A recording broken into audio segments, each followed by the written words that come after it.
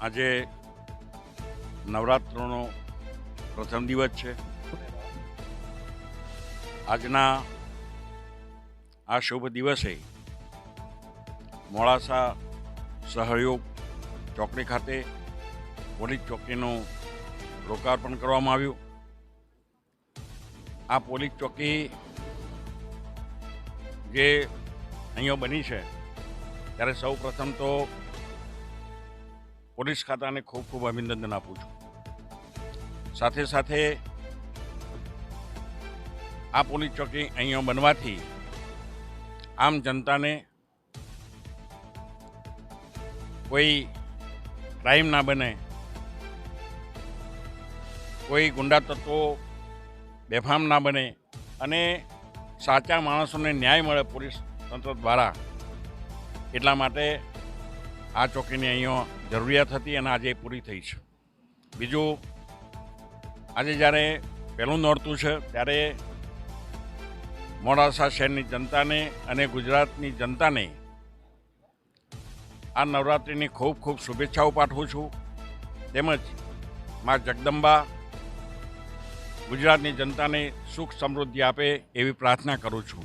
બીજું કે જ્યારે એસપી તરીકે મનોહરસિંહ જાડેજા સાહેબ અહીંયા આપણે એમની વરણી થઈ છે, નિમણૂક થઈ છે, ત્યારે એમને આ તાલુકાના આ વિસ્તારના ધારાસભ્ય તરીકે એમને આવકારું છું.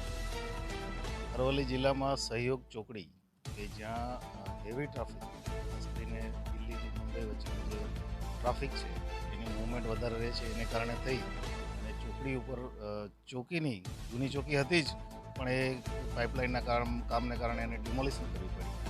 એ આજે ચોકી નવી માનનીય મંત્રી શ્રી ભીખુસિંહ પરમાર સાહેબના હાથે ઉદ્ઘાટન કરવામાં આવ્યું છે.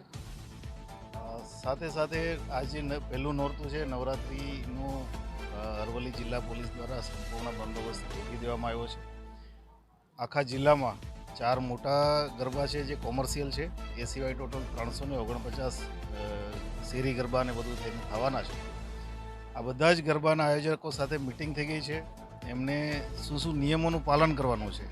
ખાસ કરીને મોટા ગરબાવાળાએ સીસીટીવી રાખવાના છે, પાર્કિંગ રાખવાનું છે, પોતાના વોલેન્ટિયર્સ પોલીસ સાથે સહયોગ, એ તમામ પ્રકારની વ્યવસ્થા ઉપરાંત પોલીસ આ બધા ગરબાઓ ઉપર પોલીસ બંદોબસ્ત જે યુનિફોર્મમાં પણ હશે અને ખાનગી ડ્રેસમાં પણ હશે.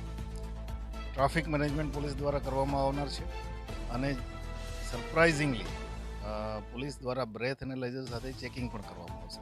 આમ અમને આ વિશ્વાસ છે કે આ બધી આ મિટિંગો અને આ પ્રકારના બંદોબસ્ત બાદ સમગ્ર જિલ્લામાં નવરાત્રિ શાંતિપૂર્ણ રીતે ઉજવાશે.